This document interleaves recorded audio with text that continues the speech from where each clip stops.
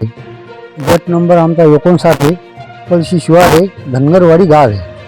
आणि आमची विहीर मंजूर 10 वर्षापूर्वी झालेली होती, पण आम्ही ती पेंटिमेंट टाकली. ती आम्हाला करायची नाही म्हणून. मग करायची नाही म्हणून आम्ही पेंटिमेंट टाकली. आम्ही त्याच्यावर विशेष घेतला नाही. आमचे जे डॉक्युमेंट होते ते पहिलेच गेलेले होते आणि नंतर आम्ही त्याचा विशेष घेतला नाही. आम्हाला विहीरच नाही करायची. मग आम्ही त्याच्याकडे पाहिलंच नाही.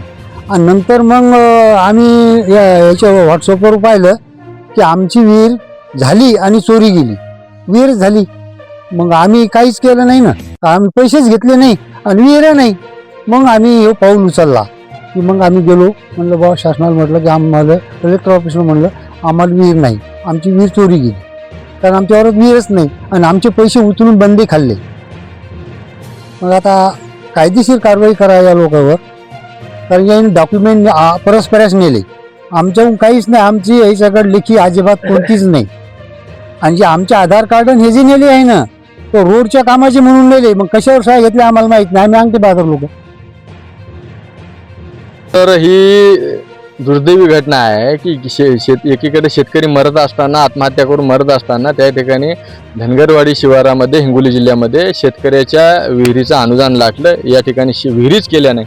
आणि सगळ्यात मोठा कळस म्हणजे त्या शेतकऱ्याला माहीत सुद्धा नाही त्याच्या विहिरीचं अनुदान लाटलेलं आहे.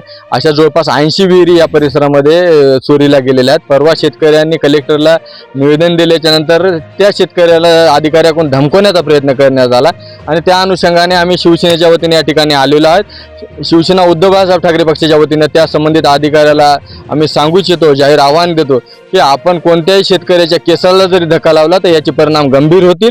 आम्ही त्या संबंधित अधिकाऱ्याला, प्रशासनाला विनंती केली की 2 दिवसांमध्ये निर्णय घ्या, अन्यथा परिणाम आपल्या संपूर्ण जिल्ह्याला भोगावे लागतील, संपूर्ण जिल्ह्याच्या प्रशासनाला भोगावे लागतील.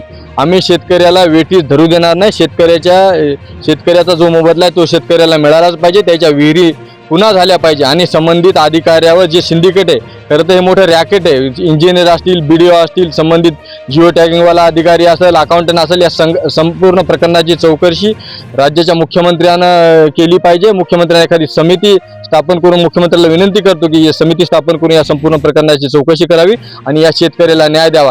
येत्या 2 दिवसामध्ये जर शेतकऱ्याला न्याय मिळाला नाही तर निश्चितच शिवसेना स्टाईलनं आंदोलन करेल.